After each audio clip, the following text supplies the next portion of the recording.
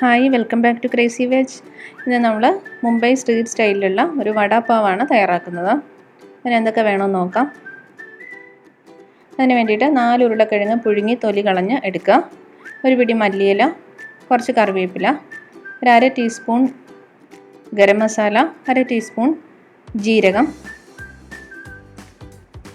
പിന്നെ വേണ്ടത് ഒരു ചെറിയ കഷ്ണം ഇഞ്ചി 2 പീസസ് ആയിട്ട് എടുത്തിട്ടുണ്ട്. പിന്നെ ഒരു 7-8 അല്ലി വെളുത്തുള്ളി, ഒരു 4 പച്ചമുളക്. ഇത്രയും നമുക്കൊന്ന് ചതച്ചെടുക്കണം. പിന്നെ കായപ്പൊടി, 1/4 ടീസ്പൂൺ മഞ്ഞൾപ്പൊടി. ഇത് മുക്കി ഫ്രൈ ചെയ്യാനായിട്ട് കടലമാവ് വേണം 1 കപ്പ്. പിന്നെ ആവശ്യത്തിന് ഉപ്പ്. പിന്നെ ഇത് ഫ്രൈ ചെയ്യാനായിട്ടുള്ള എണ്ണ വേണം. അപ്പോൾ ആദ്യം നമുക്ക് ഇഞ്ചിയും പച്ചമുളകും വെളുത്തുള്ളിയും ഒന്ന് ചതച്ചെടുക്കാം. മിക്സിയുടെ ജാറിലേക്ക് ഇട്ടിട്ട് ലെഫ്റ്റിലേക്ക് ഒന്ന് തിരിച്ചു കൊടുത്താൽ മതി. ഒരുപാട് അരയ്ക്കേണ്ട, ജസ്റ്റ് ഈ രീതിയിലൊന്ന് ചതച്ചെടുക്കാം. പിന്നെ നമുക്കൊരു പാൻ അടുപ്പിലേക്ക് വയ്ക്കുക. അതിലേക്ക് 1 ടേബിൾ സ്പൂൺ എണ്ണ ഒഴിച്ചു കൊടുക്കുക. ഏത് എണ്ണയായാലും കുഴപ്പമില്ല, സൺഫ്ലവർ ഓയിലാണ് കൂടുതൽ നല്ലത്. അതിലേക്ക് ജീരകം ഇട്ട് കൊടുക്കുക. ജീരകം ഒന്ന് പൊട്ടുമ്പോഴത്തേക്കും അതിലേക്ക് നമ്മൾ ചതച്ച് വെച്ചേക്കുന്ന ഇഞ്ചി പച്ചമുളക് വെളുത്തുള്ളി കൂട്ട് ഇട്ട് കൊടുക്കുക. ഇത് പച്ചമണം മാറുന്ന വരെ വഴറ്റിയെടുക്കുക. അതിലേക്ക് കറിവേപ്പില ചേർത്ത് കൊടുക്കാം. അത് കഴിഞ്ഞിട്ട് ഒന്ന് മൂത്ത് വരുമ്പോൾ 2 മിനിറ്റ് കഴിയുമ്പോൾ മഞ്ഞൾപ്പൊടി 1/4 ടീസ്പൂൺ മഞ്ഞൾപ്പൊടി ചേർക്കാം. അതിൽ മഞ്ഞളുടെ ഒരു സ്മെല്ല് വരുന്നവരെ ഒന്ന് റോസ്റ്റ് ചെയ്യാം. അത് കഴിഞ്ഞിട്ട് അതിലേക്ക് 1/4 ടീസ്പൂൺ കായപ്പൊടിയും ചേർത്ത ശേഷം ഫ്ലെയിം ഓഫ് ചെയ്യാം. ഫ്ലെയിം ഓഫ് ചെയ്ത് കഴിഞ്ഞിട്ട് അര ടീസ്പൂൺ ഗരം മസാല ചേർത്ത് കൊടുക്കാം. എന്നിട്ട് ആ ചൂടിൽ തന്നെ ഒന്ന് മിക്സ് ചെയ്തിട്ട് മാറ്റി വയ്ക്കാം. ഇനി നമുക്ക് ഉരുളക്കിഴങ്ങൊന്ന് ഉടച്ചെടുക്കാം. കൈകൊണ്ട് ഉടച്ചാൽ മതി. ഒത്തിരി ചെറിയ ലംസ് ഉണ്ടായാലും കുഴപ്പമൊന്നുമില്ല. അതിലേക്ക് നമ്മൾ അരിഞ്ഞു വെച്ചിരിക്കുന്ന മല്ലിയില കൂടി ചേർത്തിട്ട് നന്നായിട്ട് മിക്സ് ചെയ്തെടുക്കാം. ഇനി നമുക്കിതൊരു ബൗളിലേക്ക് മാറ്റി കൊടുക്കാം. കാരണം ഉടച്ചെടുക്കാനായിട്ട് ചെറിയൊരു പരന്ന പ്ലേറ്റിലേക്ക് ഇടുന്നതാണ് കൂടുതലും നല്ലത്. ഇനി ബൗളിലേക്ക് മാറ്റി ആവശ്യത്തിന് ഉപ്പ് ചേർക്കാം. ഇതിലേക്കൊരു അരമുറി നാരങ്ങ, ഒരു ചെറിയ നാരങ്ങയുടെ പകുതി എടുത്തിട്ട് അതിൻ്റെ നീര് ഒന്ന് പിഴിഞ്ഞു കൊടുക്കാം. അല്ലെങ്കിൽ ഒരു 2 ടേബിൾ സ്പൂൺ നാരങ്ങ നീരും പിന്നെ നമ്മൾ നേരത്തെ ഫ്രൈ ചെയ്ത് വെച്ചിരുന്ന കൂട്ടും കൂടി ഇതിലേക്ക് ഇട്ടിട്ട് നന്നായിട്ട് മിക്സ് ചെയ്ത് ഒരു 10 മിനിറ്റേക്ക് ഒന്ന് മാറ്റി വയ്ക്കാം. ഇനി നമുക്ക് ഇത് മുക്കി വറുക്കാനായിട്ടുള്ള ബാറ്റർ തയ്യാറാക്കാം. അതിന് വേണ്ടിയിട്ട് 1 കപ്പ് കടലമാവ്, ആവശ്യത്തിന് ഉപ്പ്, അര ടീസ്പൂൺ വീതം മഞ്ഞൾപ്പൊടിയും കായപ്പൊടിയും. ഇനി ഇതിലേക്ക് ബേക്കിംഗ് സോഡയും ഇട്ട് കൊടുക്കുക. ബേക്കിംഗ് സോഡ നമ്മളൊരു സ്ട്രീറ്റ് സ്റ്റൈലിലാവുമ്പോൾ പെർഫെക്ഷൻ കിട്ടാൻ വേണ്ടിയിട്ടാണ്. ഒരു 2 നുള്ള് ബേക്കിംഗ് സോഡ മതി ചേർത്ത് കൊടുക്കുക. ഇനി നിങ്ങൾ വീട്ടിലുണ്ടാക്കുകയാണെന്നുണ്ടെങ്കിൽ ബേക്കിംഗ് സോഡ ഒഴിവാക്കാം. ഇനി ഇതെല്ലാം കൂടെ ഒന്ന് മിക്സ് ചെയ്ത ശേഷം ആവശ്യത്തിന് വെള്ളം ഒഴിച്ചിട്ട് ലംസ് ഒന്നുമില്ലാതെ ഒരു ലൂസ് ബാറ്ററാക്കി എടുക്കാം. അപ്പോൾ വെള്ളം ഒരു അര ഗ്ലാസോളം വെള്ളം ഒഴിക്കണം. പക്ഷേ വെള്ളം മൊത്തത്തിൽ ഒഴിക്കേണ്ട, കുറച്ചായിട്ട് ഒഴിച്ച് മിക്സ് ചെയ്തെടുക്കുക. അല്ലെന്നുണ്ടെങ്കിൽ കടലമാവിൽ പെട്ടെന്ന് ലംസ് വരും. ഈ രീതിയിൽ മിക്സ് ചെയ്ത് ഇത് കണ്ടില്ലേ, നല്ല ലൂസായിട്ടുള്ള ഒരു ബാറ്റർ തയ്യാറാക്കി എടുക്കുക. അപ്പോൾ ദോശയ്ക്കൊക്കെ എടുക്കുന്നതിനെക്കാട്ടിലും ലൂസായിട്ടാണ് നമ്മൾ ബാറ്റർ തയ്യാറാക്കേണ്ടത്. പക്ഷേ ഒത്തിരി അങ്ങ് വെള്ളം ആകാനും പാടില്ല. ഈ രീതിയിലാക്കുക. ഇനി നമ്മൾ ഉരുളക്കിഴങ്ങിൻ്റെ ആ കൂട്ട് ചെറിയ നാരങ്ങയുടെ വലുപ്പത്തിൽ ബോൾസായിട്ട് ഉരുട്ടിയെടുക്കാം. ഈ രീതിയിൽ എടുക്കാം. ഇനി ഇത് കടലമാവിലേക്ക് മുക്കിയിട്ട് എണ്ണ ചൂടാക്കിയിട്ട് അതിലേക്ക് ഇട്ട് ഫ്രൈ ചെയ്തെടുക്കാം. അപ്പോൾ എണ്ണ നന്നായിട്ട് ചൂടായി കഴിയുമ്പം ഇത് ചെറിയ തീയിലേക്ക്, ഒരു മീഡിയം ഫ്ലെയിമിലേക്ക് മാറ്റുക. അത് കഴിഞ്ഞിട്ട് അത് ഫ്രൈ ചെയ്യാം. അപ്പോൾ ഇടുന്ന ഉടനെ തന്നെ മിക്സ് ചെയ്യരുത്. ഒന്ന് മുരിഞ്ഞ ശേഷം മാത്രം അതൊന്ന് ഇളക്കി തിരിച്ച് മറിച്ച് വിട്ടിട്ട് ഫ്രൈ ചെയ്ത് മാറ്റാം. ഈ രീതിയിൽ എല്ലാ വടയും തയ്യാറാക്കി എടുക്കാം.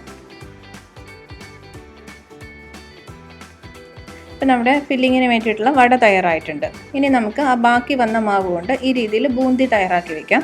അപ്പോൾ അത് ഇങ്ങനെ കുഴിഞ്ഞ തവിയിലൂടെ ഒഴിച്ചു കൊടുക്കേണ്ട ആവശ്യമൊന്നുമില്ല. നേരിട്ട് തന്നെ അത് ഒഴിച്ചിട്ട് ഫ്രൈ ചെയ്തെടുത്താൽ മതി. ബാക്കി മാവ് വരുന്നുണ്ടെങ്കിൽ മാത്രം അങ്ങനെ ചെയ്താൽ മതി. അപ്പോൾ ഇത് അതിനകത്തേക്ക് നമ്മുടെ ആ പാവിൻ്റെ ഫില്ലിങ് ആയിട്ട് വെച്ച് കൊടുക്കാനാണ്. ഇത് നല്ല ക്രിസ്പി ആയിട്ട് ടേസ്റ്റി ആയിട്ടും ഉണ്ടാവും. അപ്പോൾ അതിന് വേണ്ടിയിട്ട് അതുകൂടെ ഒന്ന് ഫ്രൈ ചെയ്ത് മാറ്റി വയ്ക്കാം. ഇനി നമുക്കിതിലേക്കുള്ള ഗ്രീൻ ചട്നി തയ്യാറാക്കാം. അതിന് വേണ്ടിയിട്ട് 1 പിടി മല്ലിയില, 1 പിടി പുതിനയില, രണ്ടും ഒരേ അളവിലെടുക്കുക. അതിലേക്ക് ഒരു ചെറുനാരങ്ങയുടെ പകുതി എടുത്തിട്ട് അതിൻ്റെ നീര് വേണം. ഒരു ടേബിൾ സ്പൂണോളം നീര് മതി.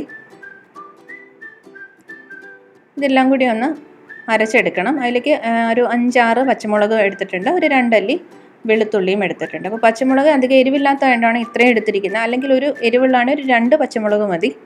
നാരങ്ങ നീരും ഒരു 2 ടേബിൾ സ്പൂൺ വെള്ളം കൂടി ഒഴിച്ചിട്ടാണ് അരച്ചെടുക്കേണ്ടത്. ആവശ്യത്തിന് ഉപ്പും ചേർക്കണം. ഇത് നന്നായിട്ട് അരച്ച് എടുക്കാം. എനിക്ക് വെള്ളമൊന്നും ഒഴിക്കേണ്ട ആവശ്യമില്ല. ഇപ്പോൾ നമ്മുടെ ഗ്രീൻ ചട്നി തയ്യാറായിട്ടുണ്ട്. ഇനി അതിലേക്ക് വേണ്ടുന്ന ഡ്രൈഡ് സ്പൈസി ഗാർലിക് ചട്നിയാണ് തയ്യാറാക്കാൻ പോകുന്നത്. അതിന് വേണ്ടിയിട്ടൊരു 8-10 അല്ലി വെളുത്തുള്ളി എടുത്തിട്ടുണ്ട്. ഇത് വലിയ അല്ലിയാണ്. ചെറുതാണെന്നുണ്ടെങ്കിൽ ഒരു 10-15 എണ്ണം വരെ എടുക്കാം. ഇനി 7 ഉണങ്ങിയ മുളക്, വറ്റൽ മുളക് 7 എണ്ണം എടുത്തിട്ടുണ്ട്. നമുക്ക് എരിവിനനുസരിച്ച് വേണമെങ്കിൽ കൂട്ടിയെടുക്കാം. ഒരു 2 ടേബിൾ സ്പൂൺ കപ്പലണ്ടി അല്ലെങ്കിൽ ഒരു 50 ഗ്രാമോളം കപ്പലണ്ടി എടുക്കാം.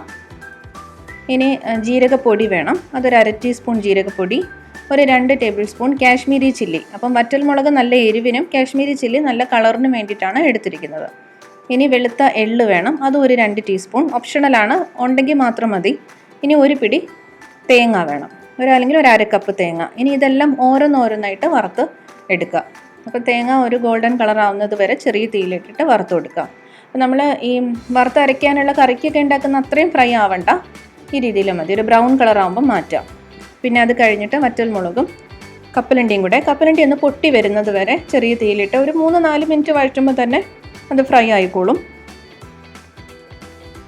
അങ്ങനെ ഓരോന്നോരോന്നായിട്ട് വഴറ്റിയെടുക്കാം. ഇനി ഇത് മാറ്റിയിട്ട് അതിലേക്ക് വെളുത്തുള്ളി ഇട്ടിട്ട് അതും അതേപോലെ ചെറിയ തീയിൽ വഴറ്റി ഫ്രൈ ചെയ്ത് മാറ്റുക. അവസാനം നമ്മുടെ എള്ള്, വെളുത്ത എള്ള്, അതൊക്കെ ഒന്ന് ജസ്റ്റ് തീയിലേക്ക് ഇടുന്ന സമയത്ത് തന്നെ ഒന്ന് പൊട്ടി അങ്ങ് വീർത്ത് വരും. 1 മിനിറ്റോളം ഒക്കെ ആവശ്യമുള്ളൂ. ഇതെല്ലാം കൂടി ഇട്ടിട്ട് നമുക്ക് കാശ്മീരി ചില്ലിയും മുളക് പൊടിയും ഉപ്പും ചേർത്തിട്ട് ഒന്ന് പൊടിച്ചെടുക്കാം.